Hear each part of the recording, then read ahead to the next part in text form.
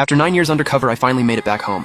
My wife had a whole meal waiting for me. But right when I was happily eating, I noticed my wife's right index finger tapping the table in a steady rhythm. The next second, my blood ran cold. It wasn't random tapping, it was Morse code. I didn't look up.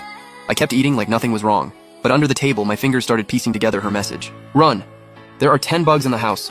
My heart dropped. I froze mid-chew, then slowly looked up at her. Song-si was still smiling softly. Honey, eat more. These are all your favorites. I made extra today just for you. But in her eyes, there was fear and desperation so thick it was almost suffocating. She was begging me to leave. I forced myself to swallow the food in my mouth and shoved down the storm rising in my chest. I couldn't panic. 9 years undercover had trained my emotions into steel. The more dangerous it got, the calmer I had to be. I set down my chopsticks and smiled. Yeah, nothing beats a home-cooked meal. The trip back wore me out and I'm filthy. I'm gonna take a shower and change first.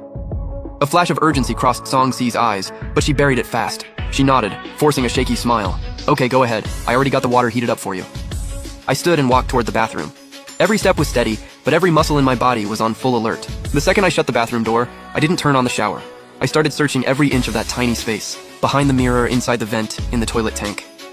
I checked every place something could be hidden. Sure enough, underneath the sink, inside a tiny, well-hidden groove, I found something cold, about the size of a matchbox. Just from brushing it with my fingertips, I could tell it was the newest military-grade listening device. Range, 500 meters, sensitive enough to pick up a heartbeat. A chill of sweat broke across my back. This wasn't normal surveillance, this was professional. Deadly. Who was behind this? Had my mission been exposed, or was Song-si being controlled by someone? I turned on the shower. The roar of water instantly filled the bathroom and masked at least part of the sound. I leaned against the cold tile, my mind racing. Song-si said there were 10 of them. That meant the whole house was basically covered. Everything I said, every move I made was being watched. Could I run now? No. If I left, what would happen to Song-si? If they could plant bugs all over my house, then they already had her under total control. The second I ran, she'd be dead. I couldn't leave. I had to stay and drag these people out into the open. I rinsed off fast. By the time I walked out, my face was calm again, almost relaxed from the shower. Song-si had already cleared the table and was sitting on the couch, cheerfully watching a variety show. I knew she was putting on a show for the unseen eyes and ears. I walked over, guided her to sit, then picked up an apple and started peeling it slowly. As I peeled, I said, Babe, these past few years have been hard on you. Song-si turned to look at me, eyes red and watery. It wasn't hard as long as you made it back safe. But my dad hasn't been doing too well lately.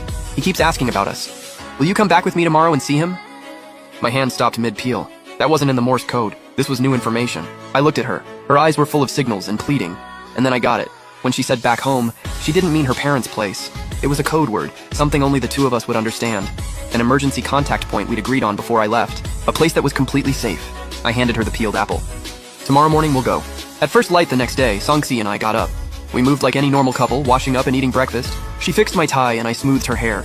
Before we left, she held onto my arm. Resting her head on my shoulder, she said, Honey, I'm scared. Her voice was low, and the tremble in it was real.